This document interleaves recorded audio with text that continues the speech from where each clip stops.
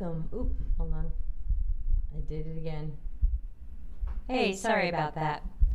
Welcome, low ego action heroes. This is our once a month critical thinking stream that we do on the Delta CX channel, but I also hope you'll subscribe over at CX CC, which is our other YouTube channel where all of our other streams and videos are. Hello to I-10 and Ana Lucia and everybody else who's watching live. Chime in, say hello. How's it going? Happy Friday.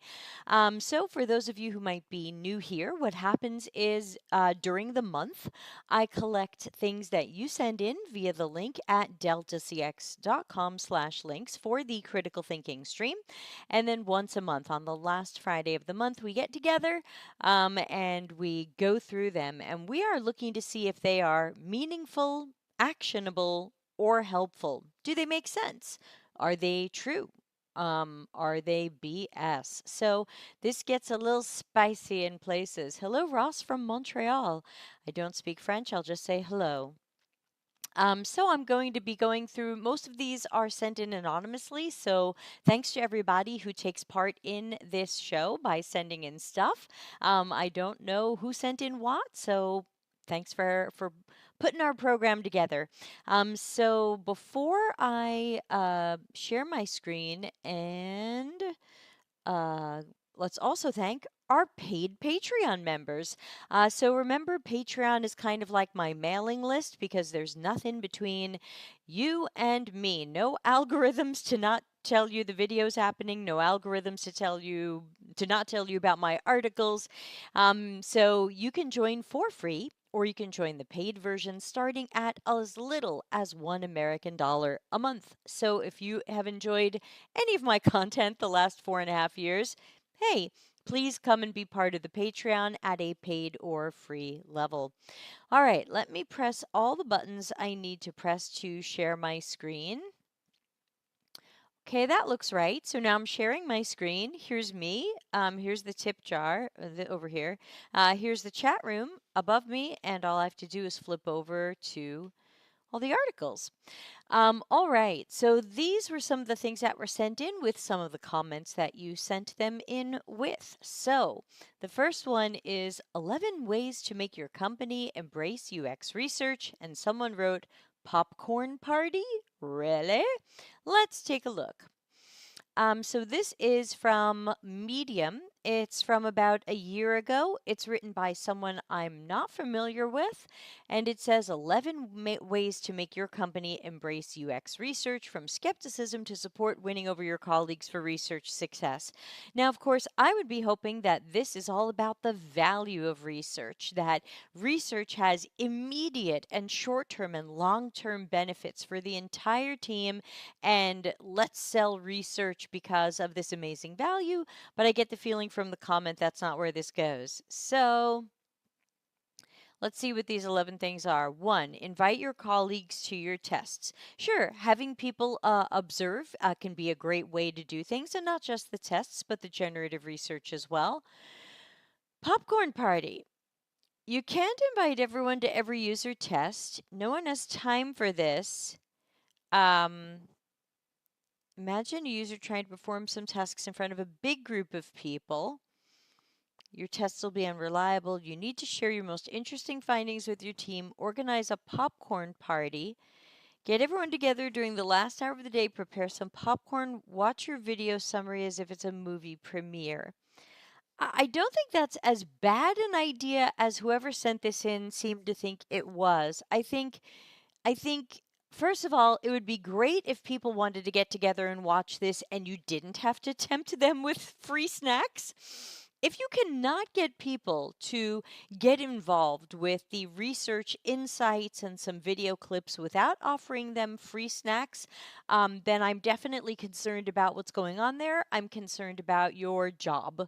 So I don't think it's the worst idea ever to to hold a you're going to watch this thing meeting, and I've brought some free snacks, whatever those snacks are. It could be popcorn if nobody's allergic to corn.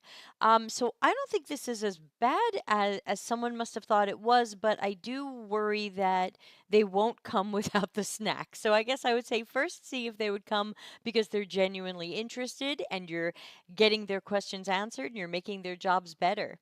Come over, we have snacks. Sounds terrible. Yeah, I would love for out of all the years that I've been working in UX, I don't think I've ever done this.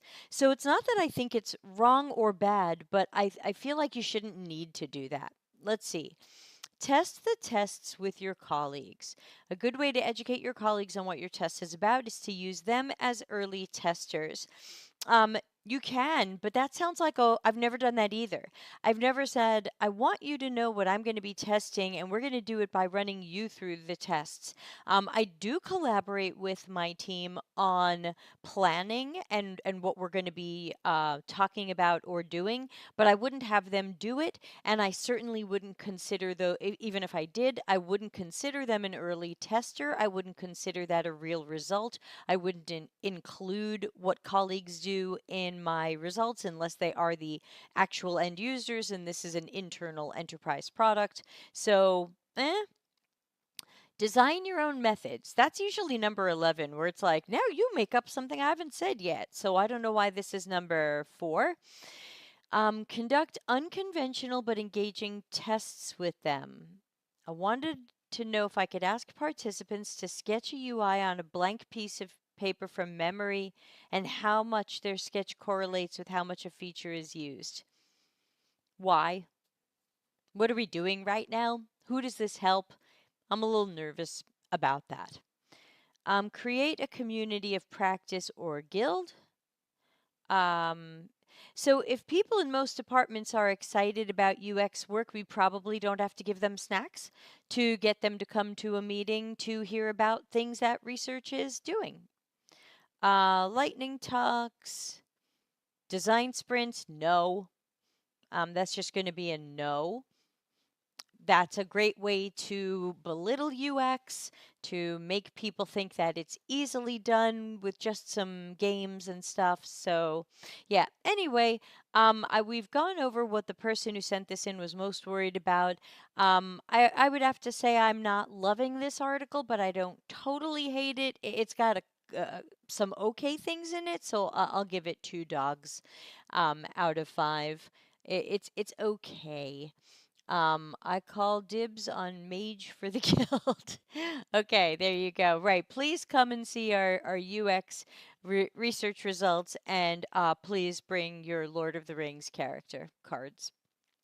All right, next one is what I learned this week organizing and facilitating a client workshop. And someone's comment was, I was doing some research on client workshops and came across this old article. Is there anything you'd recommend for client workshops? I find it much harder than in-house workshops. And then by default, my form says, is this your content? And so people say no. Yay, dog scoring is back. Thank you, Aitan. Dog escaping is also back, but that's a separate story. Okay, so this is the article. It's from Liz Hamburger. From October 2019. So yeah, just before the pandemic. I don't know, Liz. I don't think I've seen this article, so let's take a look. What I learned this week, organizing and facilitating a client workshop. The first weekly reflection of what I've learned this week as a digital product designer. You can spend all week planning, doesn't mean you'll run a great workshop. Sure. Oh, hi from Scarborough, Canada. Um, okay, don't try to fit too much in. They're going with IDEO stuff. Don't try to cover everything or learn too much in one day. Well, now I feel like we're missing something here. Context, right? Where's my graphic that says context? Is it this one? I don't remember what my graphics look like anymore. No. Here we go. Context, people, context, and systems. What are we doing right now and why? What workshop is this? Why are we doing a workshop? Who is this with? What is the goal? So I had a new client project to work on. The project consisted of planning and facilitating the first of many discoveries and ideation workshops. So here's the bottom line on this. I recommend starting client projects with a discovery and ideation workshops 0% of the time. Why? Do you have foundational research? Do you understand people, contexts, and systems? Do you have good observational research insights, or are we just getting together to brainstorm? And we may or may not have good information about people, contexts, and systems. Also, are we teaching the client that we just can't come up with anything without them being there in the workshop as well? Because then we're less likely to be hired later. However, what I take away from the way this is written is um, either this person has their own agency or they're working for an agency and that's what they sold. We sold workshops. So here I go. I'm going to do workshops. And it sounded like they were kind of new to facilitating it, and that's going to be tough. Ana Lucia says, do you even know what stakeholders want in the first place? It sounds like this is just going to be ideation workshops. I mean, this is still popular, but it was way more popular a few years ago where there were a lot of feelings of hey, let's just hire an agency who's great at workshops and they'll come do design thinking. They'll come do design sprints. They'll come use IDEO's kit, as this person said they did. They used IDEO's design kit. And what are you trying to do? Are you trying to learn or create something? Again, I have so many questions about this, and I have so many videos already on YouTube that break down workshops and the addiction to workshops, right? Like episode 115. So you can go to YouTube and write Delta CX 115. That's all about trying to get people to stop being addicted to workshops. Um, how do your activities really help your client? Yeah, I think the question is, what problem are we solving, and did we research that problem first? Because anybody can run brainstorming workshops and ideation workshops, but they're garbage in, garbage out. They could be done very well and they could be done very poorly. So let's take a look back at the original question that came with this. And the anonymous person said, I was doing some research on client workshops and I came across this old article. Is there anything you'd recommend for client workshops? So this is probably better for a Tuesday. Ask me anything. But I generally don't do workshops. I think they weaken us. And I would have to challenge, like, what are we doing and why? Why are we doing this?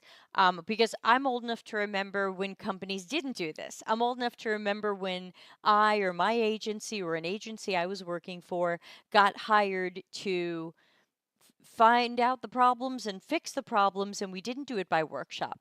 There are times we need to get people together to talk about planning or findings. There's time for collaboration, but I'm old enough to remember when we didn't do everything by workshop. So, to me, the best thing to do with the client is the discovery phase knowledge quadrant exercise, which you can find if you go to YouTube. Just search for CX-CC 196. That's what I do with every client, and that is the only workshop I do with every client. Let's cross these off as we go so that we know we're making progress. All right, next was a job for senior product designer, and they're quoting, imagining the milestones that take us where we're headed by coming up with fresh creative product ideas that match our strategy. Ana Lucia says, when I was working as a functional analyst, I never needed workshops to understand client needs. Why would UX need those? Yeah, we don't. They've just they became trendy. And of course, I loved all the things Joe Rohde wrote about them because he said, look, this satisfies an organization's psychological need to take a break from work and do something fun or silly or wacky, but they're usually not where true creativity and innovation happen. And I would add to that, they're not great for accessibility and disabilities. And so, I would ask who we've left out. Oh, thank you. That sound just went off and it means thank you, Ross. Thank you for your subscription. I can hear it, but I couldn't see it.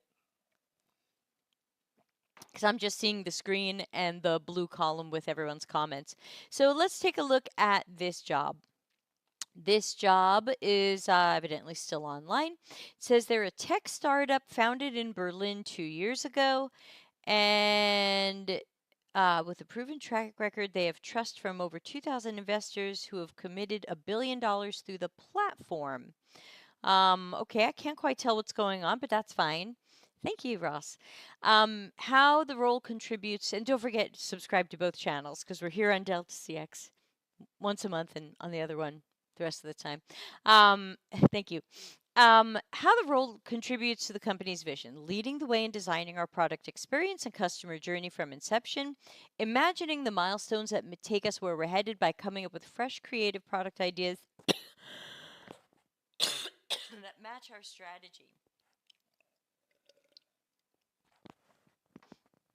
Yeah, I don't take, again, like the first one we read today, I don't take this as badly as the other person took it.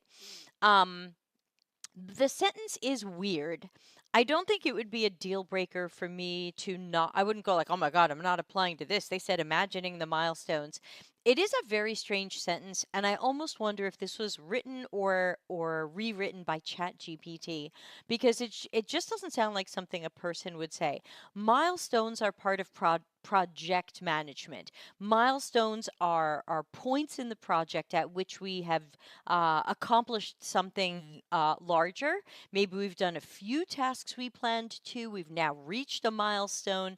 So you don't have to imagine a milestone, and a milestone would be part of your project planning.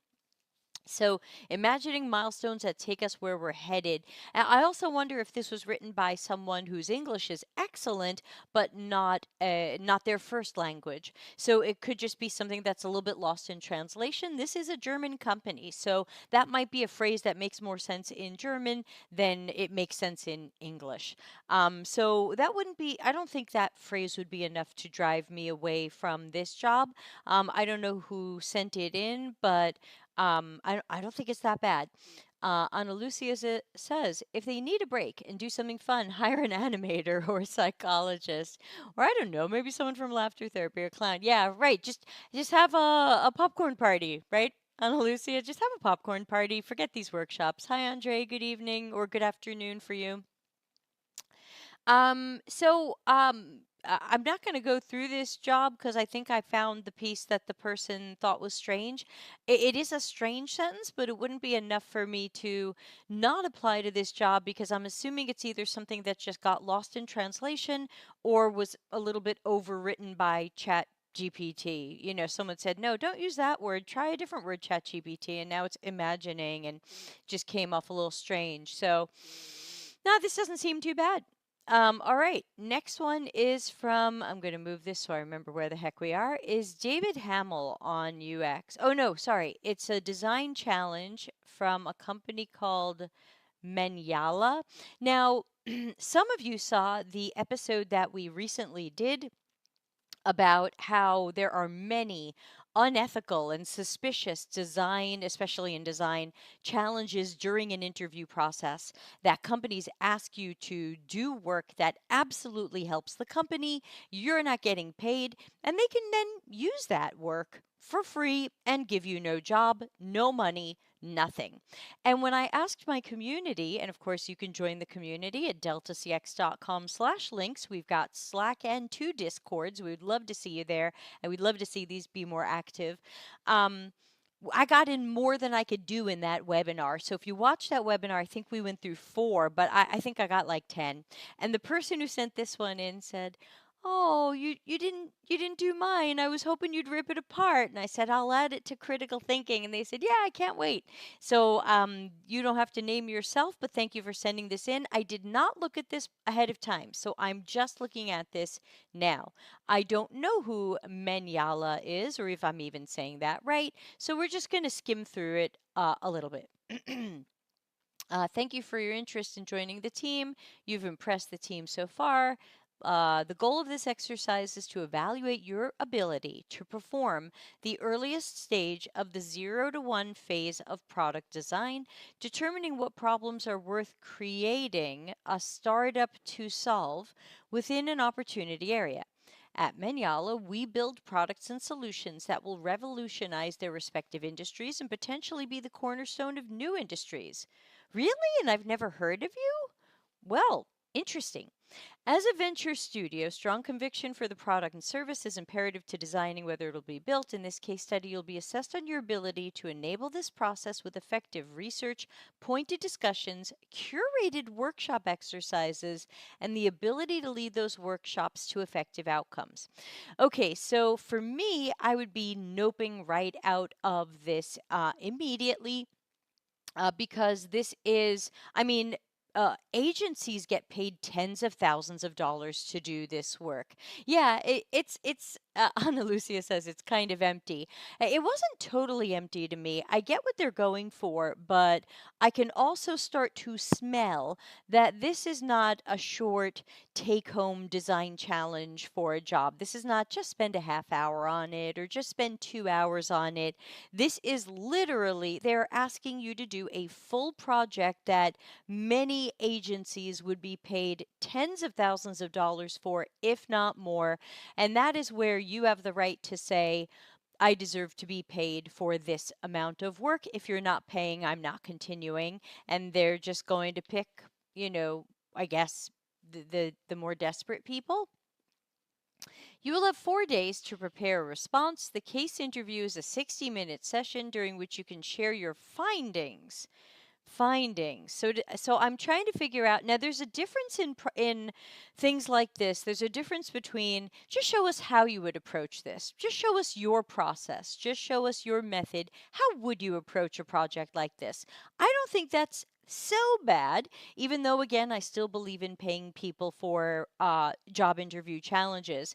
But if they actually expect you to have done research and done this and then you're going to run a workshop, well, that's where this gets weird. So let's take a look at what this says. Case brief. Web3 space, financial services, mistrust, makes it gambling, regulation, Web3 applications, poor usability, limited interest, case scope. Explore how might we onboard the next billion users into the Web3 space.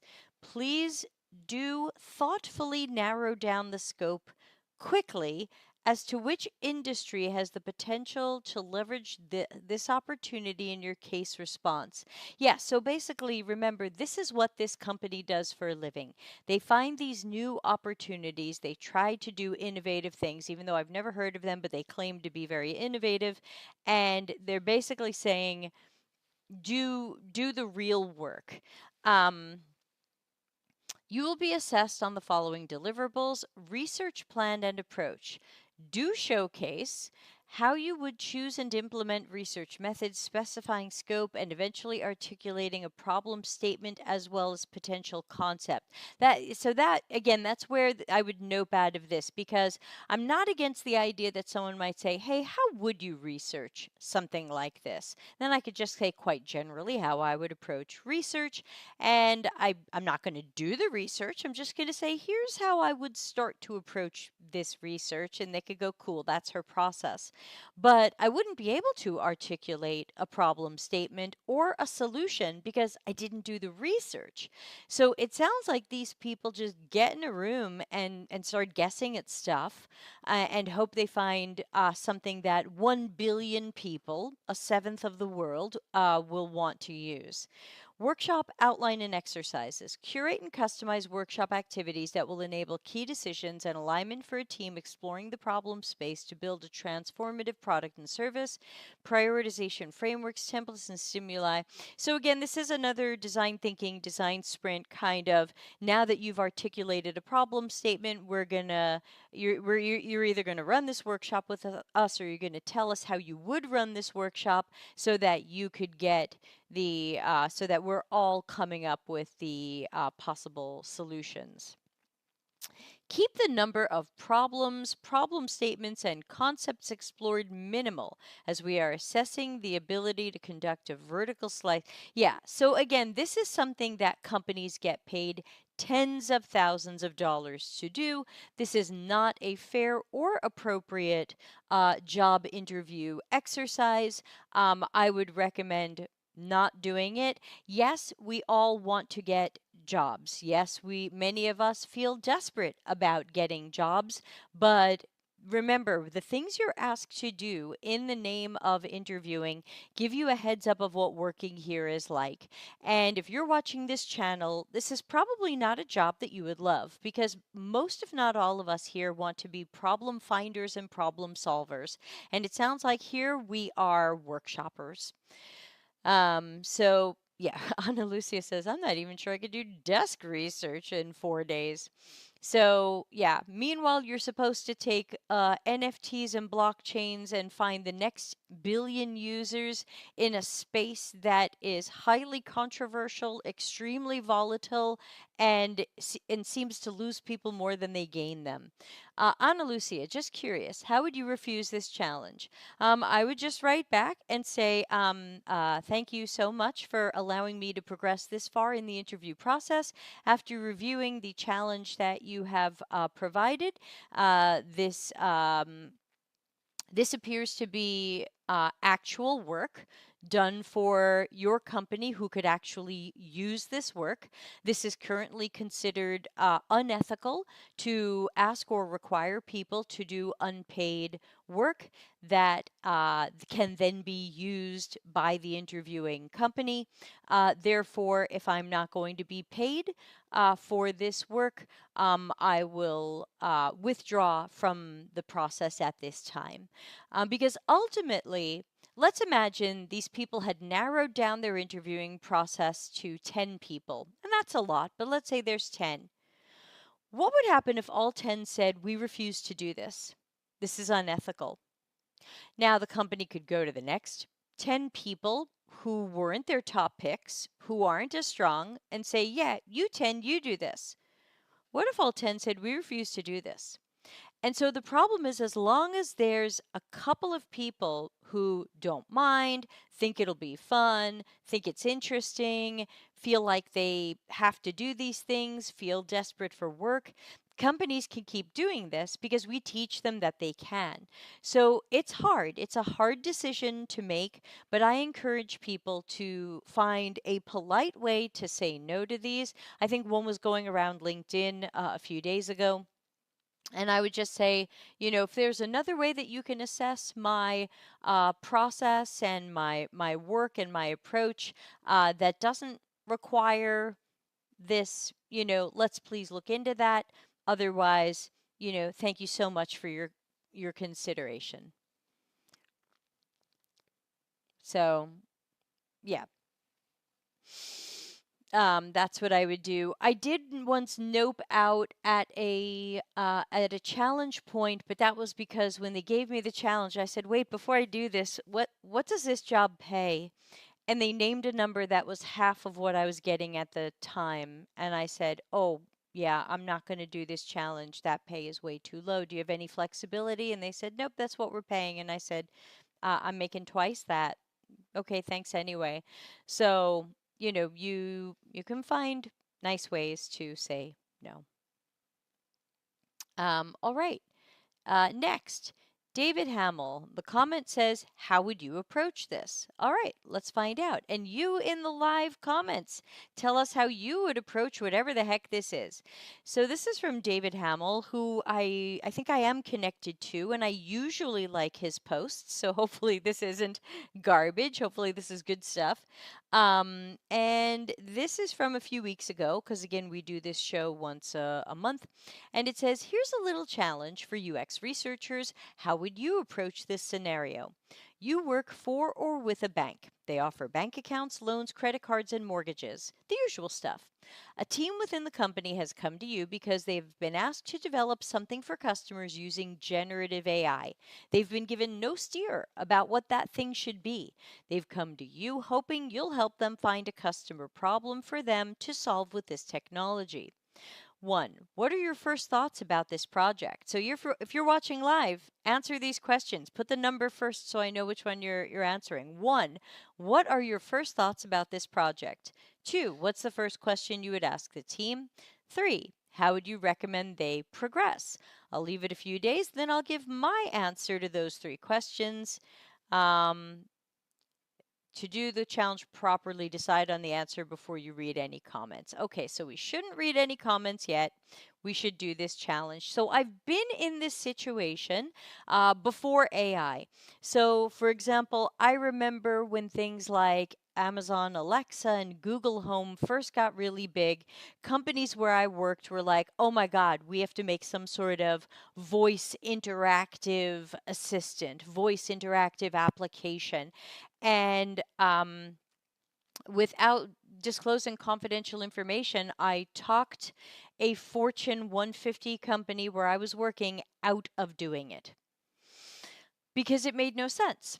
It made no sense for an organization that mostly sold lots of things, but mostly sold clothing, to try to create a voice activated shopping universe. And I said, tell me how a woman is going to buy her Easter dress by talking to her Amazon Alexa.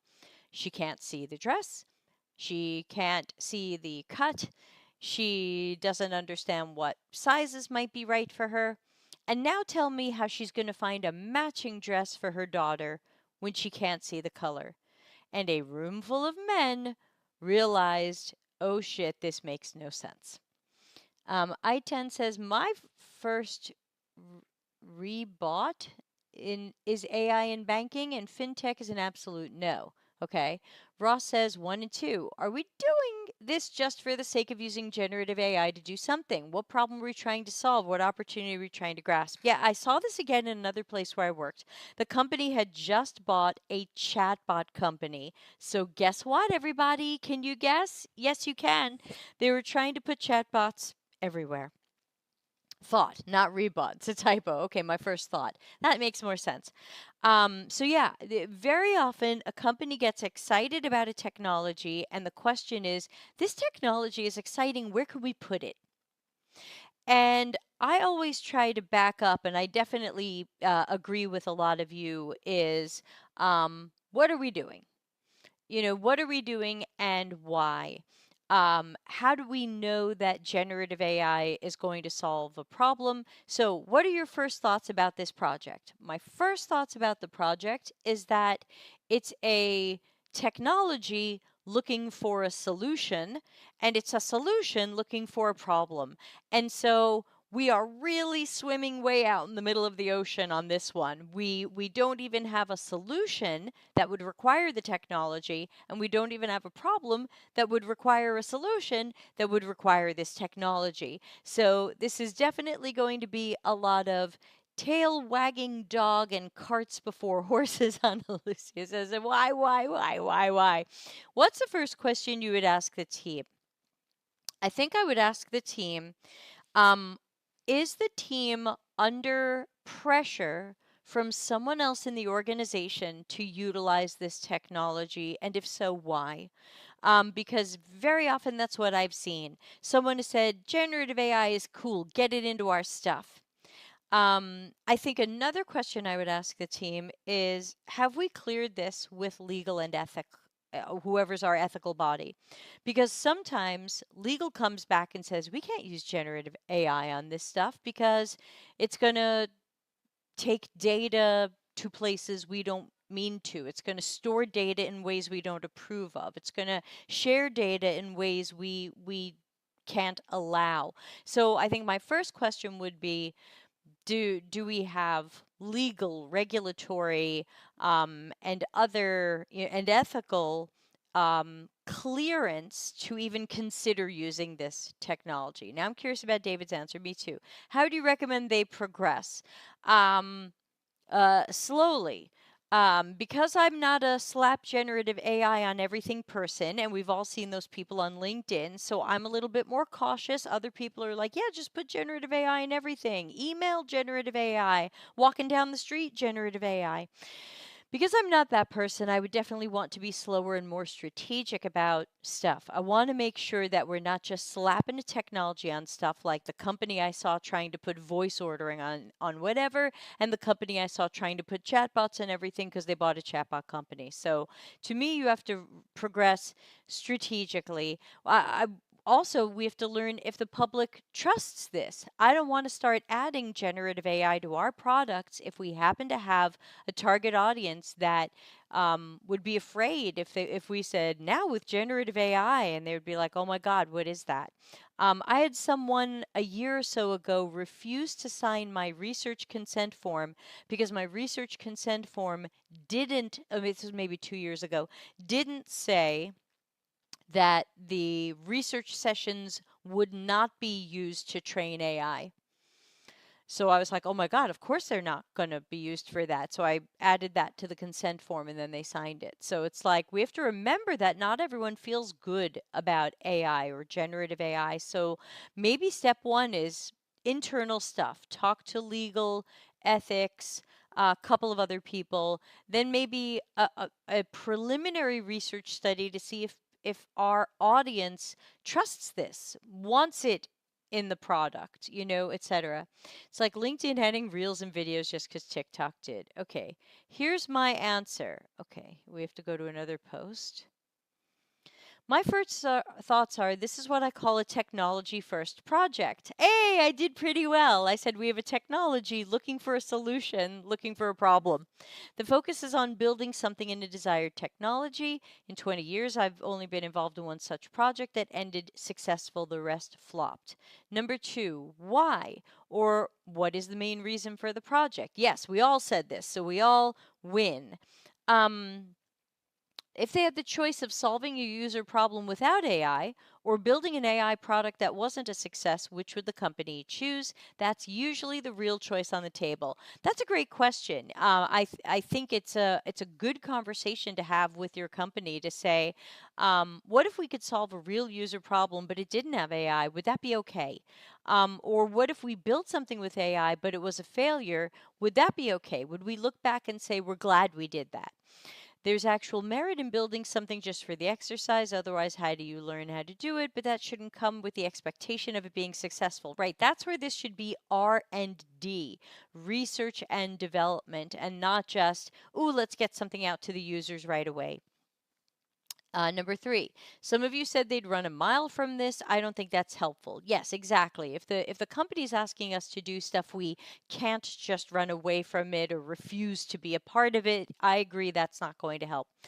I might run a mile if this is the challenge I heard in a job interview, but if the team came to me for help, I try to help them. Chances are that the answer to my second question is either that they're just trying to learn how to build with this technology, or they've been given the project and it comes with expectation of customer success and building in the new technology. That's funny. That kind of echoes a little bit what I said, which is who's who's putting pressure on us to use this technology and build with it because it could be a pressure from someone else. Oh yeah, David usually is reasonable. I'm connected with him. I usually like his posts. I very rarely disagree with him. I think he's a great person to follow. I think there's a quote from him in Customers Know You Suck, that something he wrote on LinkedIn ended up in the book, and I put his name with it. And so he says, notice I haven't mentioned research anywhere yet. Yeah, so and that's what I said too, is that before I even do user research or whatever, I want to work internally to try to figure out what are we doing and why and where's the pressure coming from and things like that. So that's a fun one. Thanks to whoever sent it in. I would say we all did pretty well. Okay, we've got three more to go through, so this is going to be a long show. I don't know why I put 30 minutes in the calendar. You know it's going to be long. All right, so we got through David. Next is this one with the light on it. So this is someone I don't know. I've never heard of. They just kind of showed up in my feed. I added this one because I saw this and I had a very negative reaction to this post, and I thought, let's talk about it. What if it's just me? Ana Lucia says, oh, no, no, no, no, no, no. Right. So let me read this to you, and you are welcome to react to it live in the chat as I talk. Oh, the PM in the wireframes is coming next. So this is what Ariella says. Do not, I repeat, do not interview for the job as your true authentic self. Do not share anything outside of a professional status quo personality if you want the high paying, gate kept full time position. Why? Because humans feel safe around people that remind them of themselves. This means you need to code switch and assimilate to secure the job. How?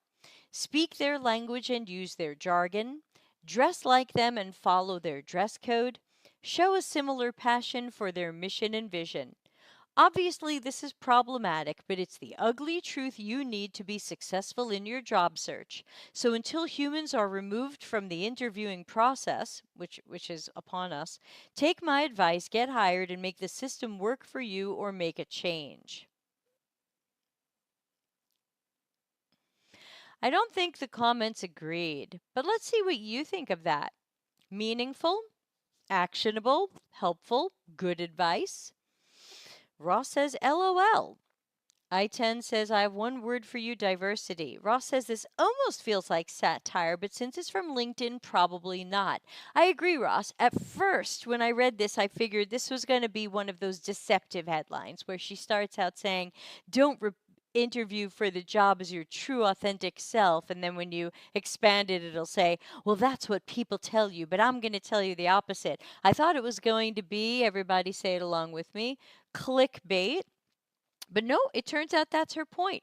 Her point is homogenize, conform, be like everybody else, do what they do, code switch, which she can only tell you to do because she's white. I read so much stuff from LinkedIn from black people who are like, I am tired of code switching at work. And my thought is, yeah, you shouldn't have to. Ana Lucia says, oh, yes, let's act like our persona during the interview, get the job, and then use it every day. That's not tiring at all, right? I10 says, that's why companies are filled with white men in suits. Ana Lucia, I mean, you're all right, but Ana Lucia makes a point I was going to make, which is remember that the company is hiring the person they meet in the interview. If you are putting on an acting show in the interview and pretending to be something or somebody you're not, that is now a role you will have to play 8 to 10 hours a day, 5 days a week. You will spend most of your waking life playing that character. And that is going to be exhausting, if not impossible. And you're probably going to suffer mental health issues because you are not your authentic self. You are not going to be able to talk openly about anything that isn't what this person calls status quo professional, which I guess is what? White, straight, American? I don't even know. This isn't an American name. So, San Francisco. I don't know. I just want to say hashtag privilege. I'm not signed in on this computer, so I can't see her experience. But I know that I wouldn't want a job coaching session with her.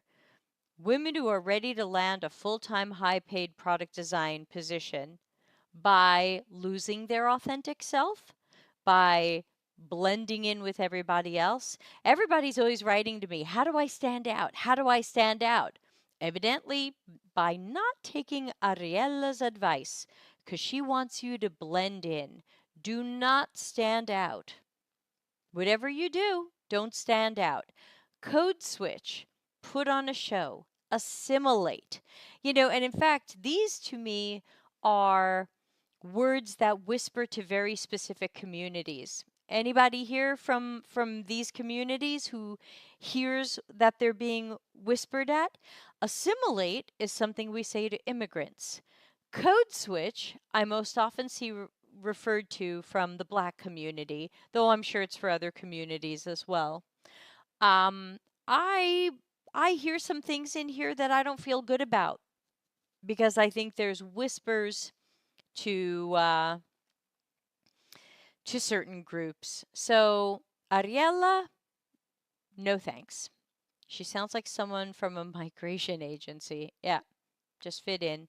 So that's a big no thanks from me. And now we've got two more.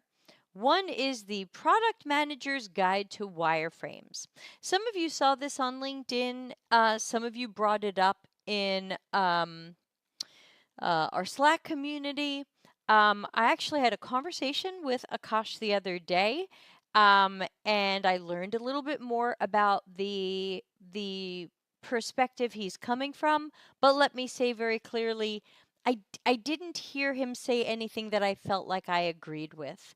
So I think he and I have had very different work experiences and see a lot of this stuff differently. So, but he didn't seem like a bad guy. It was nice to talk to him, but it was we didn't find a lot of points of connection. Okay, so he was recently talking to a head of product at a late stage startup who said, "We don't have time for PM's wireframing. We have designed do that and focus instead on great PRDs." And he said, "This is a mistake." So I thought, this is great. I'm so happy to hear a head of product at a startup saying, "You know what? I don't want my product managers wireframing because that's what designers are for." Like that to me is the best part of the article, and it unfortunately goes downhill from there. So then he asked, "How often do you as a PM create wireframes?" And about half said never. And I think that's I wish that were higher. I wish PMs were more often never creating wireframes or prototypes, but there you go. Let's start with the supposition that this is right, that PMs should never wireframe. Now let's do a thought exercise. If that's our modus operandi, when would a wireframe from the PM still be useful? So that is a deceptive exercise because it's not the idea here is not that a PM doing a wireframe is never useful. When is it useful? We could invent use cases in which we could claim it's useful, but I've never measured a PM's wireframing in terms of will it be useful? And then my question would also be useful for whom? But let's take a look at the bullet points here. Could it be useful to build something under great time pressure when the designer's already busy? Sounds like you don't have enough designers. I would ask again, why is the PM wireframing, especially if they don't have a strong background in information architecture, interaction design, accessibility, cognitive psych, and all the things that go into design being done well? If the product manager were really busy, would they let UX do some of their work? That would be useful, right? But chances are they don't want that. So we could measure something by is it useful, but I think that's a little deceptive because that wasn't the question. Ana Lucia says, "I wonder how biased are those results? It was done on his profile." Yeah, he's got a lot of product managers following him. I10 says, "For me, it's not that they shouldn't, but how do they have time? The PMs I know are so busy doing PM stuff, they wouldn't even want to do that." And that's probably a lot of those 50%. To explain a product idea to execs before a designer can get their hands on it. Why are we doing that? Why didn't we include our designer? We hired a designer. We probably gave them a job description that said they're going to find problems and solve problems and delight users and really make things happen. But now the PM wants to come up with the idea before a designer even knows about the idea. That's not collaborative. That's not empowering. That's certainly, let's not pretend that we have a trio. So basically what this says is, sure, it can be useful for a product manager to make a wireframe and show it to execs. By the time the designer sees it, they're just an order taker. The product manager and the exec has worked out what this is going to be. The product manager drew it, and now the designer is just going to clean that up, finish it out. So, is that useful? Only if you don't value good design. Again, this is all stuff that is designed to put the product manager in an extremely powerful situation where they have cut out their designer. The designer can't even get their hands on it. To translate what a PM is hearing so the team can better understand it. Hearing from whom? Now it sounds like the product manager is an order taker, that the executive or leader is saying, I want this, and I want this, and I want this. Now the PM has to draw the screen so the team can understand what we're building. Again, designer seems to not be involved. We're going to create a user experience without a user experience specialist. So again, is this useful? We can pretend it's useful, but it's still quite flawed and problematic. To step in to explain a feature to a new designer to the team. I don't need a product manager to wireframe to explain something. I don't. And they shouldn't either. You hired that designer, right? They got the job. Let them do their job. You don't have to do their job for them to help them do their job. This is what they do. You don't explain if you explain a feature by drawing it, you've done our work. So, is this useful? Only in service of the product manager's power. This is not anything that I've never met a designer who has said to me, I really wish the product manager would just get me a wireframe of the idea and I'll just go from there. Those people don't hang out in my community. Yeah, if the designer's too busy, hire another designer. How much does this stuff happen? It happens a lot because product managers want that power right now. Power is fun and exciting. Power helps you keep a job when other people lose jobs. Of course, this happens because product managers are not doing as good a job as they should of saying no.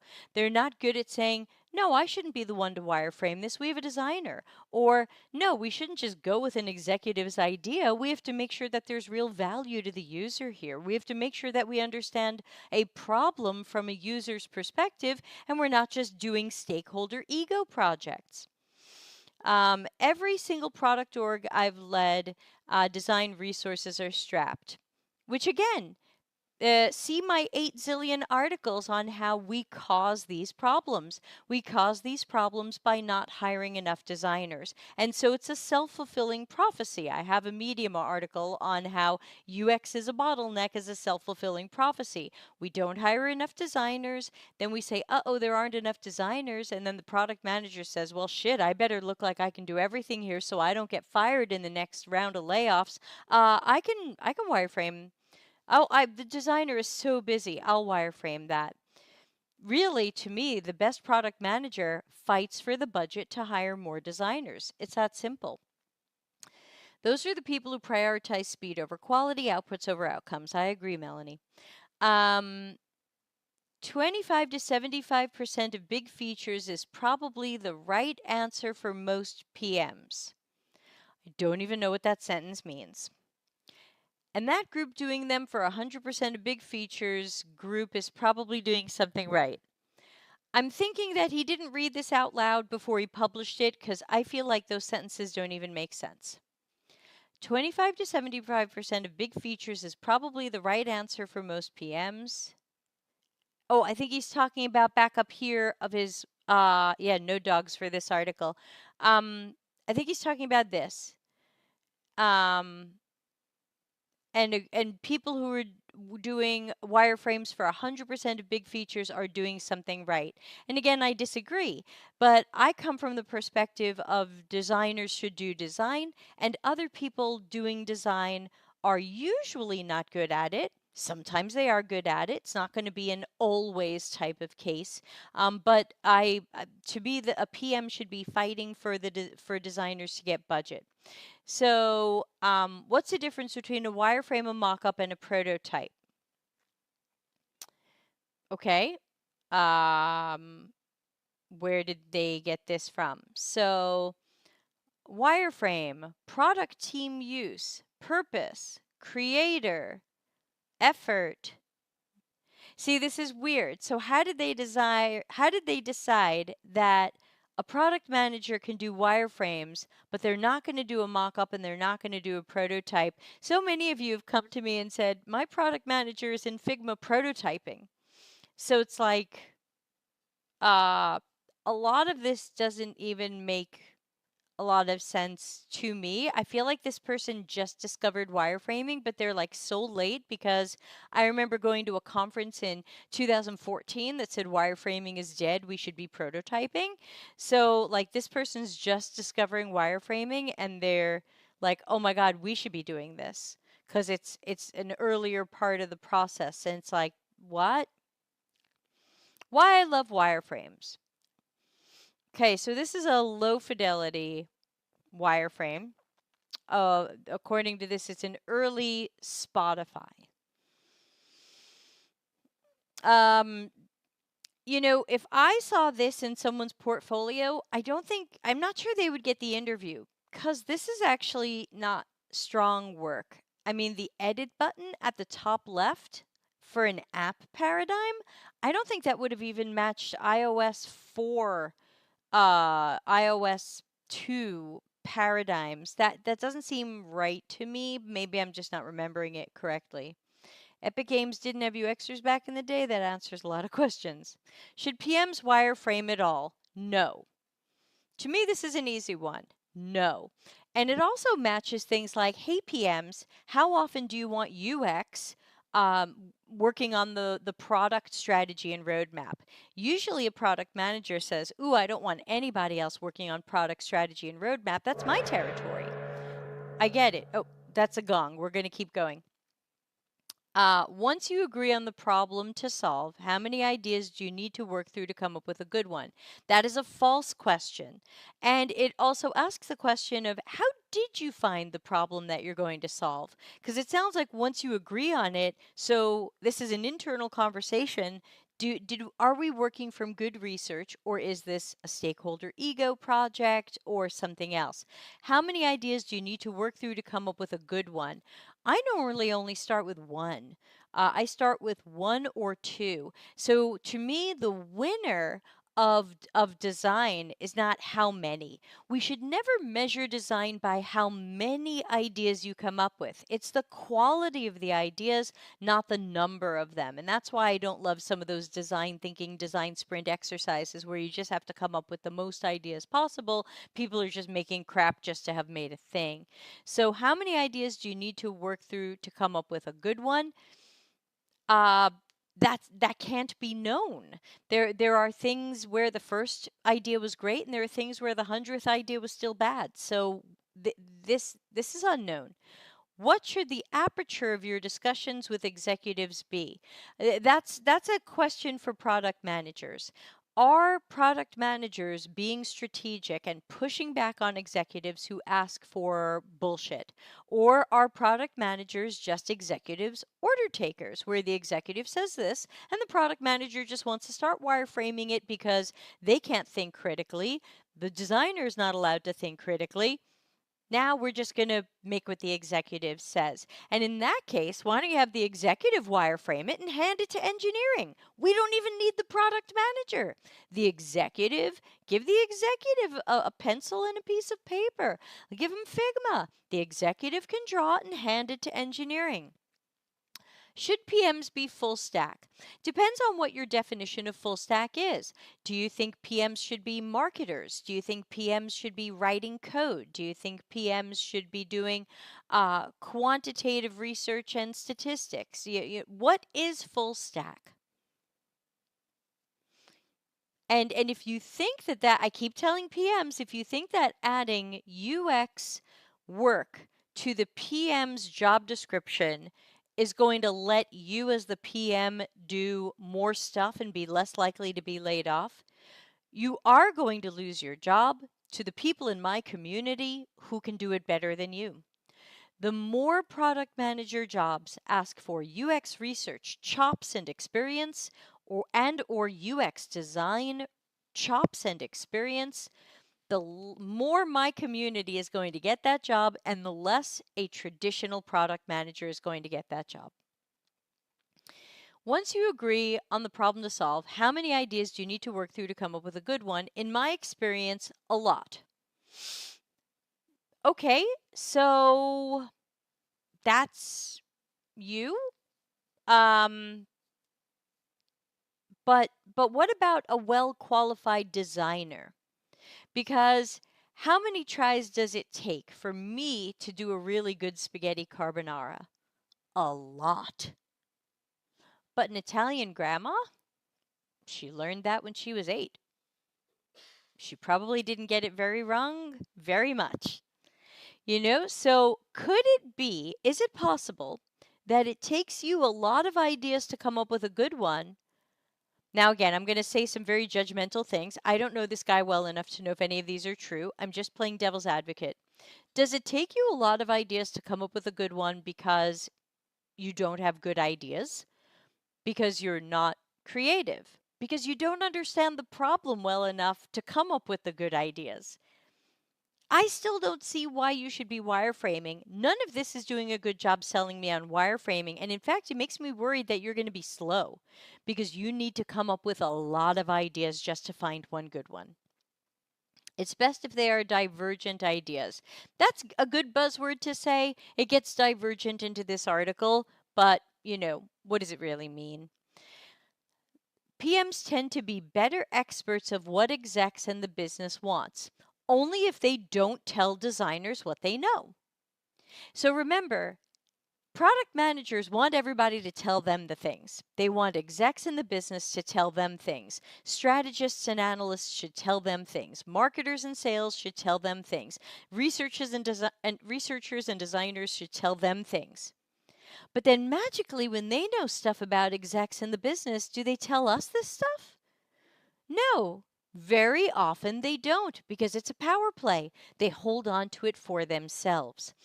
Designers tend to be better experts of what users want and the design systems of the larger product if you let us do the research.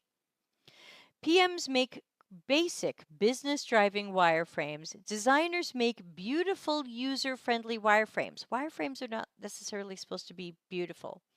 Having 2 different people build wireframes increases the total variety of ideas that you evaluate. And yet, so often, PM wireframes are not the ones we move forward with because they don't work for the user.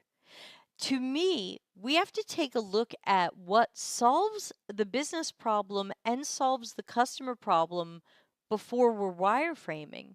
That's just me. The principle of more ideas is a fake principle. Just because we have more ideas doesn't mean that we have better ideas, doesn't mean we have a more efficient process, doesn't mean that we have more success.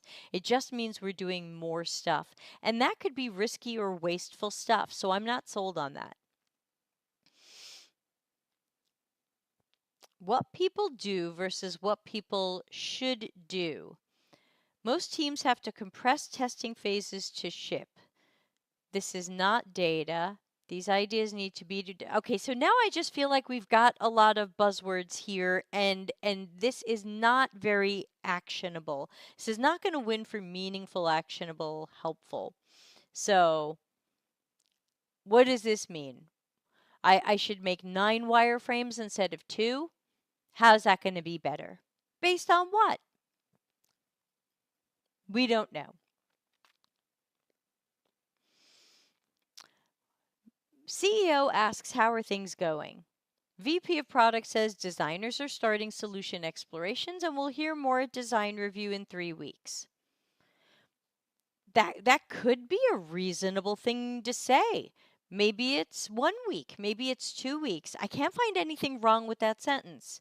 But it's better if we say, check out the wireframe the PM created, and we'll share this with a few customers, and they think we're onto something. So we have the PM trying to do the designer's work, the PM trying to do the researcher's work, possibly doing both really badly. Remember, very often we go in with a confirmation bias validation thing where we go, hey, we've got this wireframe, do you like it? Would you want something like this? Oh, yeah. Designers are ramping up deeper explorations. And again, this rarely happens. This is a sales pitch to designers that we know not to buy. We've been burned enough. We've had the football pulled away from us. And we know that once the executive loves the PM's wireframe, and once the PM says, look, I showed it to a few customers and they like it, so this is what we're doing, we don't get to do deeper explorations. The deeper explorations are scrapped for time. And no one sees a reason to do them. Why should a designer or researcher do deeper explorations when we have the thing we're going to do? We've got it. What are you doing? I also want to quickly cover this graphic because I remember seeing this on LinkedIn when this person posted this and thinking, wow, this is way, way off. So with the PM wireframing, the executive agrees on an OKR, then the PM is going to start wireframing.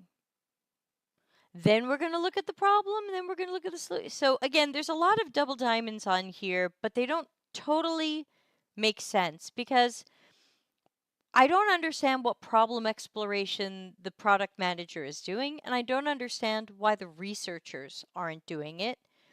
This just seems to be the product manager is going to spend anywhere from 60 minutes to 12 hours wireframing, showing it to customers, wireframing again, and showing it to executives. So we appear to have not involved the user potentially at all.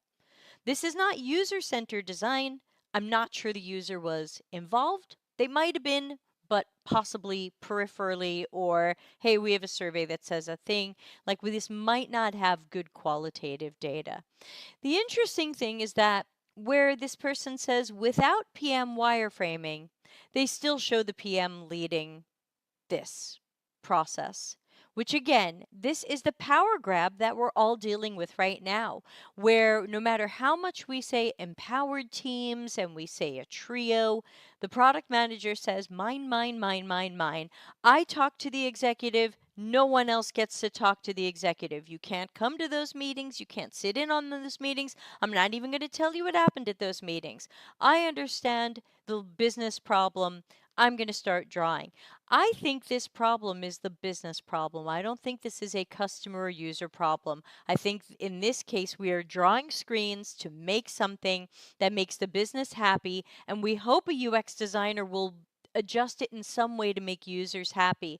But that might not be possible. We might have an extremely business-centric idea and execution, and no matter how much lipstick we put on it, it's still not right for users.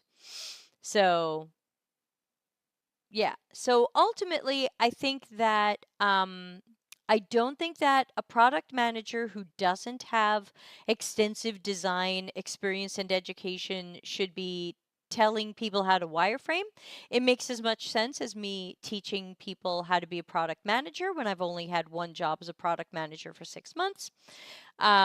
It's funny, if you ever turn the tables on these people and you say, well, would you want a UX person to come in and talk to the execs, work with them on the OKRs, decide the product strategy, come up with the idea? No, no, no, that's my job. Right. So to me, this is all a big no, but I think that this is going to fly right now while the product managers are enjoying their moment of power. They've got a few books out there that everyone's reading that say product managers own everything, they run everything, they're in charge of everybody. Fuck the empowered team, fuck the trio. We're just going to have a product manager be everyone's fake manager, dotted line to them, and they're going to tell everybody what they can do and what they can't do. They're going to come up with all the ideas. They're going to do everything. I really wish they were held accountable for all these failures, because then we keep hearing about, oh, we have 30% churn. You should be held accountable for that. You should absolutely be on the chopping block for a lot of churn. Oh, we have a lot of failed A/B tests. You should be in trouble for that. You should be accountable for that. Oh, we had a product launch failure. You should be accountable for that. Oh, our UX people are leaving. They say it's shitty to work here. Guess why? Ana Lucia says, so they're the only ones who can speak with the stakeholders. Now they want to be the only ones speaking with users. When do they have time to do PM work? My question is, what is PM work anymore? And the more PMs try to be UX peeps, the more we're going to take that job. I would say this guy is going to have a hard time finding a job next year, but he's got Google on his resume, so someone will hire him. But for many of the other product managers who don't have FANG on their resume, I think when people look at, hey, who do we want to do the product management here if it requires good UX research and good UX design? Do we want the person who has no background in research and design, or do we want the experienced researcher and or designer taking this job? They're just going to put themselves out of a job, and I'll be okay when they do. And I want all of you to apply to those jobs. If you see a job that you qualify for and the title is product manager, feel free to apply for it. Please take it. Oh, hi, Roberto. Debbie and her deep breath, I love. I don't even remember doing that just now, but thank you. Milky Drop says, this is getting worse where I'm at. We lost our VP of UX design, and all the PMs come to discovery meeting with balsamic mock-ups. Yeah, and my feeling with that is always, look, if you want to run with your design on this, just tell me how you're going to be held accountable if that design ends up failing. We can go with your design if we want to, but I want to know how you're going to be held accountable later. Are you going to be put on a performance improvement plan? Are you going to be banned from making mock-ups and wireframes later on? I want to know if your design was the wrong one, how are we holding you accountable for that? I've never had someone give me an answer. I've had a lot of PMs tell me, I'm the product manager. I'm responsible for the product. I will be accountable for the product. And every time I've asked them, what does that look like? What does it look like for you to be held accountable for the product? I've never gotten an answer. I've never seen one held accountable, and they don't even seem to know what that means. Milky Drops, we've lost PMs, but the ones we've lost are the ones that championed for UX. Well, of course, now they're, why would they stay? Because yeah, that's what happens. Again, this is the boulder down the hill. Once you start doing anything that looks like democratization, everything falls apart and stuff's going to get democratized that people didn't intend, like the product manager job. The more product manager says, we can wireframe, we can do research, we can decide the UX, the more a UX person will get that job because they'll qualify it more for it than this guy will, even with Google on his resume. Okay, let's look at the last one. So I put this on here because I thought it'd be interesting to take a look at something. Some of you are familiar with an article that I put out almost 2 months ago, and I just felt so tired with all of the garbage we've seen coming out of Nielsen and Norman, especially in the last years. It's not even months. Some of it is months, some of it is years. And in some cases, there's probably even older stuff that we don't know about because nobody wanted to say anything about these guys because they're just up on a pedestal. And my thought was, I don't think they should be up on a pedestal. Okay, they did some good things, but I'm nervous about what we don't know. I hear whispers about the women that also worked in these organizations who didn't get credit. I'm worried about this stuff. So I wrote this article. I said, it's time to ignore these guys because I don't know if you all remember this on LinkedIn, but there was like a couple of weeks where nearly every UX person was posting about, oh no, Jacob Nielsen said this. Oh no, Don Norman said this. And it was just like, we're the only people talking about them? Product managers don't talk about them. They probably don't even know who they are. We just ignore them, and they'll have to go away. They're mostly retired. Why are we listening to these people say incredibly foolish things like Nielsen wants to see American UX workers replaced by Polish ones because Poles are so cheap?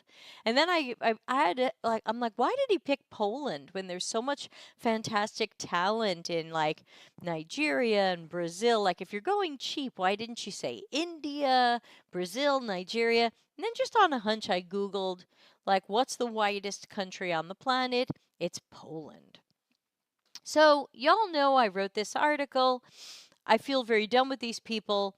And I wrote about some of the things that they've done. I talked about the Fast Company article on Don Norman. I talked about the Tender Technicians article, where they mostly are hiring young, slim, female, and white or white presenting. And white presenting is a terrible word, but it's one that I've heard used to refer to the people that they hire. That even if they are hiring not white people, these are still people who might present white, which again is a terrible term, and I hate saying it, but it's a term being used around this thing. I talked about how Norman came out against design thinking, and then NNG was teaching design thinking. I saw Norman come out against stuff, and then NNG makes money teaching stuff. I saw Norman claim he was going to redefine education, but then I learned from being on the inside of that project that he had no idea what was going on in education, and he ended up doing nothing. For years. I watched that project behind the scenes for years.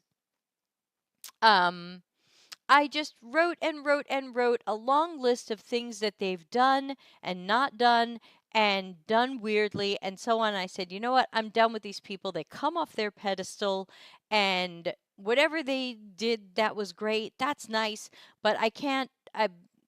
I can't look up to them anymore. I don't know why I'm looking up to them. And the more I find out about them, the more I don't look up to them, especially if you saw my other article on the foundations of the only test with 5 people, that was based on a study Nielsen ran in 1993 of tech workers. Who were tech workers in 1993? Was that a diverse community? Well, of course we can only talk to 5. It was homogenous. Anyway, what I want to bring up about this article are the comments I got. Let's take a look. This guy has the most claps. Let's take a read. This is Michael Blazer, who I don't know. Sorry, but this reads like a personal rant more than a well thought out expository. It strays all over the place, mentioning elitism in one context and fraud in a completely other context. It's hard to take seriously. What are your thoughts when you read a comment like that? Accurate? If anyone has seen the article or has skimmed it while I'm talking about it here? Is this a personal rant? Is this a thought out expository? Does it stray all over the place? If you are covering multiple reasons that you have for a certain stance, is that straying all over the place? Is that good? Is that bad?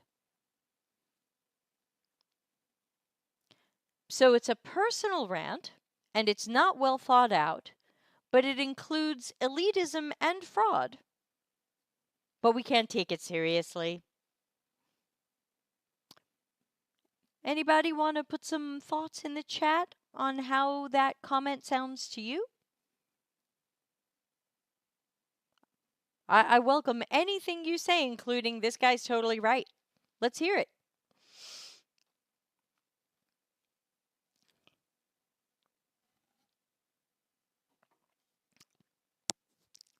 Now let's take a look at the next comment, because that might bring us a little closer to how I take these. Wow, I thought the same. It sounds like an ex-wife talking to her friends about her horrible ex-husband. I'm not even a fan of the guys, but it was difficult to finish the text due to the deliberate angry tone. We've got Ross wins on this one. Where's my argument pyramid? Yes, Ross says he's attacking you, the author, rather than responding to your arguments. And of course, we have my argument pyramid for that. This is going to be your ad hominem and tone policing, and also we must also notice how this person's trying to make it seem like I'm just an emotional, angry, vindictive ex-wife. Perhaps Jan has one of these and doesn't like how she talks about him. Milky Drop says it has a misogynistic undertone. I think so too. That is the way that I read this. And let's see, these were more replies to this person. Let's read this one from Brandon Recton, who I also don't know. And this says, this feels like a comment that could be applied to many of Debbie's articles. So evidently, Brandon hates my articles but has kept reading them. A lot of edgy, sensational bluster, sour grapes, assumptions, and finger pointing with very little substance to back any of it up. Ironically, she's created a cult like community that showers her with affirmations, while challengers get blocked and dragged, which feels, but probably should say, like the antithesis of UX. I followed along years ago until I realized how toxic it was. Now, of course, I'm the one reply under that comment, and I said, can you give me any examples? I'm trying to find examples where challengers are blocked from my community. We've blocked 5 people in 4.5 years and dragged. Again, I would love to see some examples of this because, again, this person states these as a fact. And I think that if you have this opinion or you believe these are facts, you should be able to provide examples. I would certainly want the examples so that I can be better. If I'm doing this, I want to improve. I don't want to be the person this person is describing. I don't want to write sensational bluster. I don't want to write anything that sounds like sour grapes. I can't think of anything that I have sour grapes over. But again, without an example, it's really hard for me to say that this person has a good point.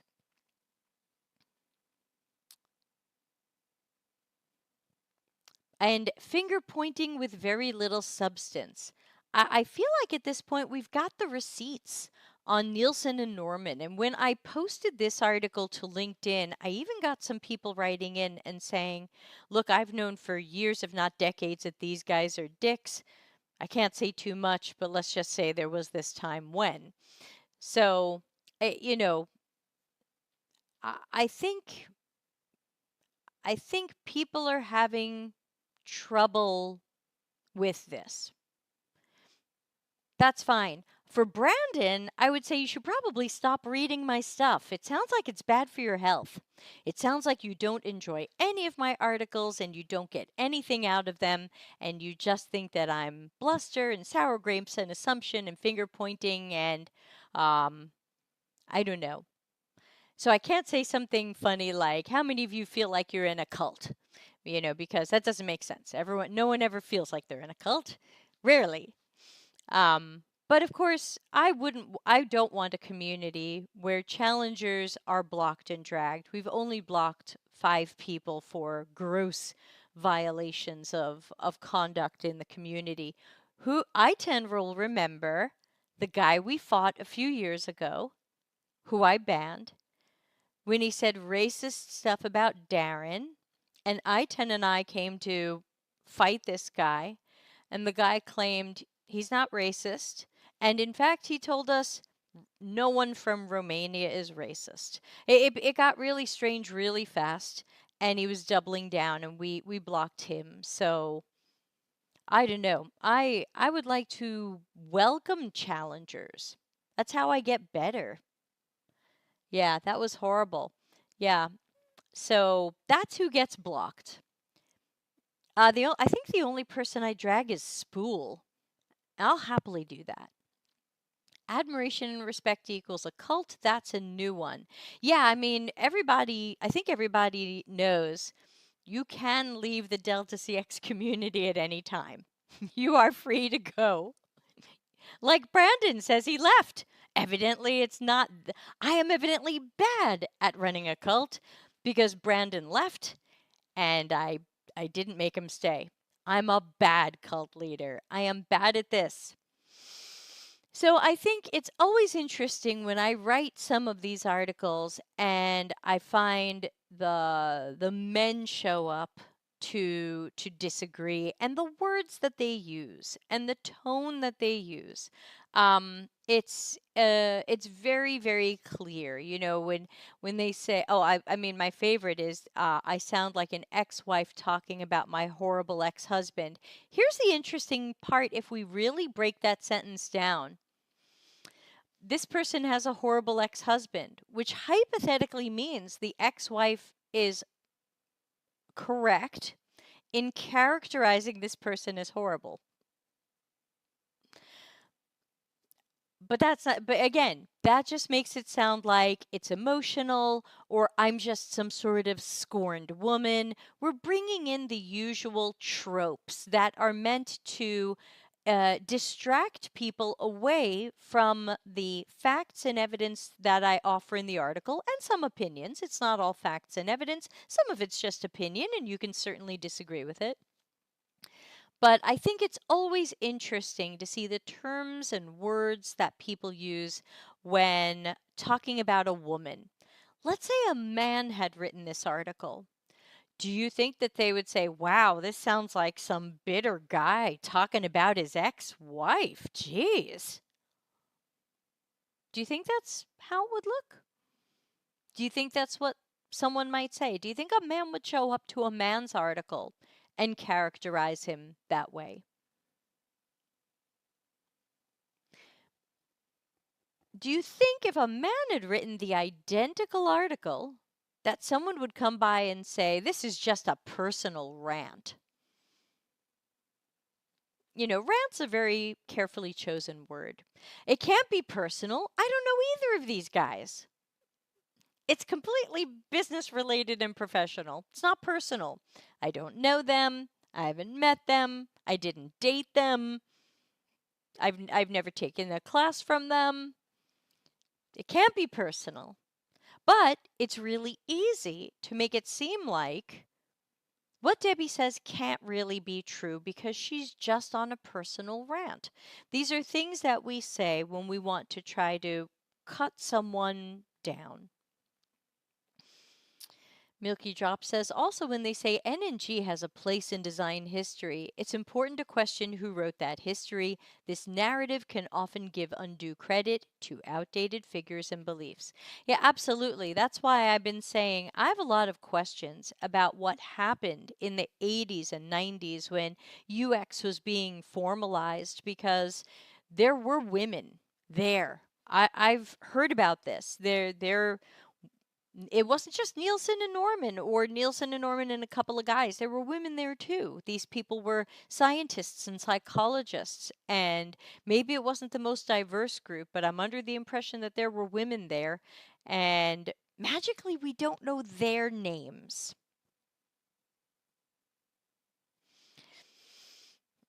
Something's not quite right there. That I don't have all the information. So yeah, some of that I don't know. It's a question. It is an assumption.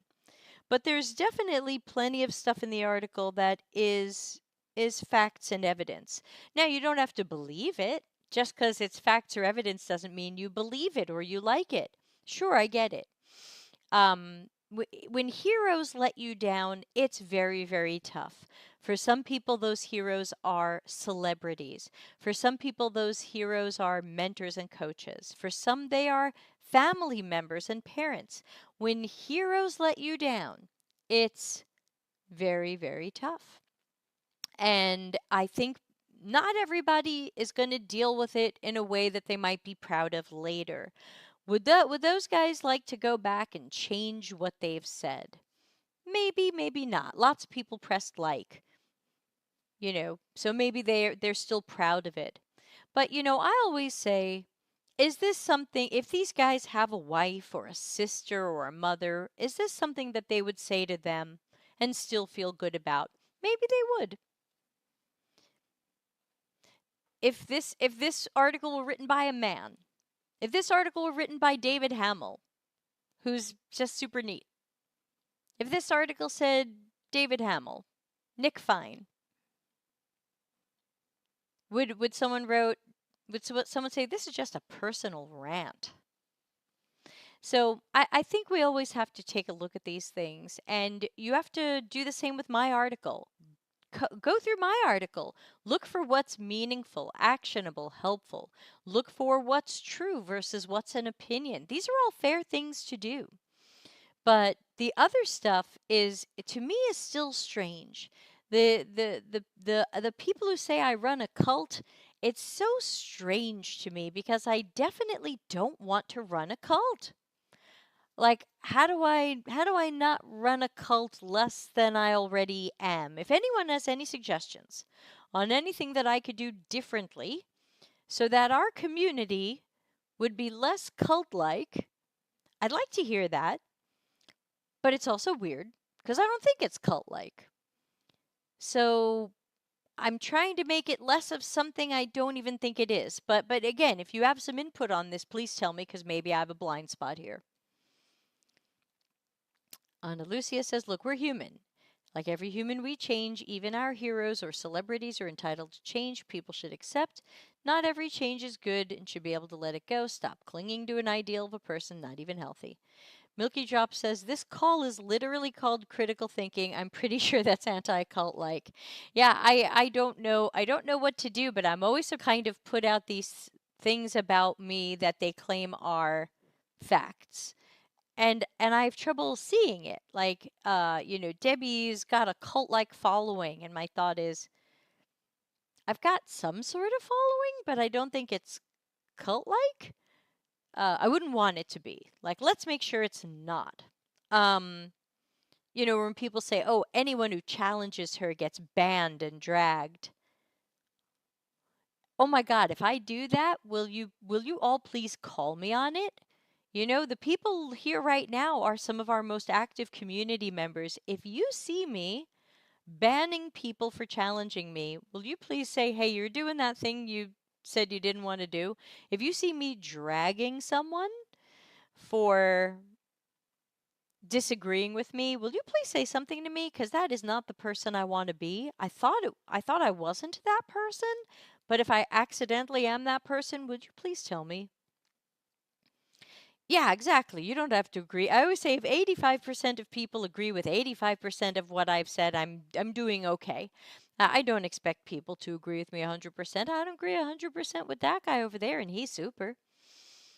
Debbie, honestly, I think you should block more people. I know I would. Yeah, I try to give people some extra chances and all of that, but yeah. Well, we also know who else I banned, and we know that that person has continued a what would typically be called a campaign of harassment. So, who knows? Maybe our Brendan Recton isn't Brendan Recton, but is previously banned female person with female name pretending to be white man. Maybe? I don't know. Oh, I like this. Drew says being a bad cult leader is one of the things I'd be proud to be bad at. I'm evidently really bad at this. Okay, according to LinkedIn, Brandon Recton is a product designer at HubSpot. We're not connected. I don't remember him.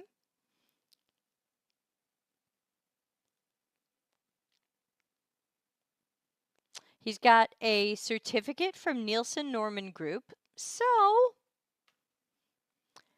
he might have feelings about someone not liking Nielsen and Norman and feeling done with them.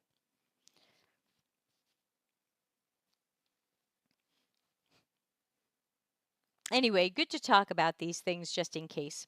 And I think sometimes it's good, even though for some of you it might be spicy, for some of you it might be boring. But I think at time it's good to roll out some things that people have said about me and see, like, wait, if these are true, I need help.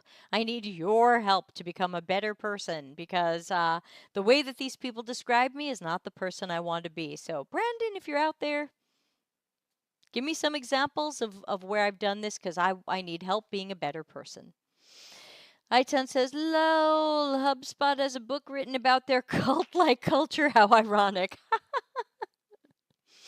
Yeah, I often find that some of the stuff that people say about me that I think isn't true is usually the people accusing me of something they're doing, or they're jealous, like they wish they had a following like I did, so they're angry that I have a following, so they're going to try to paint it as some sort of bad thing. Like someone told me that my main Reddit hater, and that's why I don't hang out on Reddit, because why bother?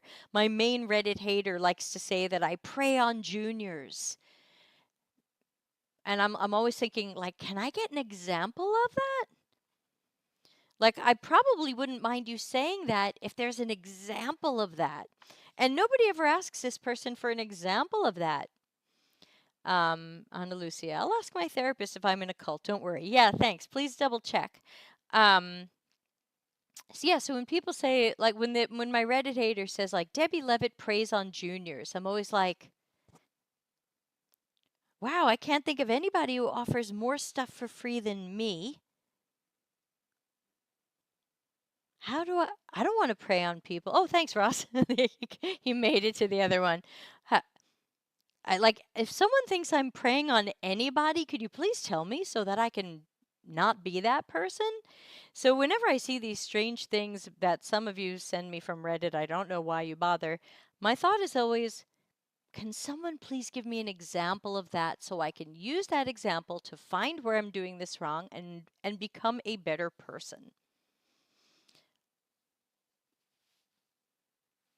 I'm just so uh, it's so strange. But again, some of these, since I know who's the person doing some of this stuff, some of these are just malignant narcissist tactics. So it's, in a sense, it's meant to gaslight me. If so it's meant to make me look bad to the public. I get that, but it's meant to gaslight me. Like, hey, your reality is not what you think it is. You're a cult leader. You prey on juniors. You're whatever Brandon says you are. You ban people who disagree with you. And it's like, for a moment, I'm super gaslit, because I'm like, am I doing that? I don't want to do that. Someone tell me if I'm doing that. KK, please tell me if I'm doing that, Roberto. You're hired. Okay, kids, we stayed up way later than we meant to. We took a half-hour show and turned it into an hour and 40 minutes. So thanks for staying late with me and letting me talk this out with you. And we'll do this again in a month, since these are scheduled for the last Friday of every month. So I will be seeing you at the end of May. Send your stuff in at deltacx.com/links. And please join my community, but not because it's a cult. So, I don't know. I don't have a nice way to tell you that. Bad news, it's not a cult. You can come and go as you like. When you stop showing up to the community, I do not write to you and say, where are you? And I do not request any particular Lord and Savior. So thanks, everybody. Thanks for hanging out. And I guess we'll see you next week. Have a super weekend. Bye.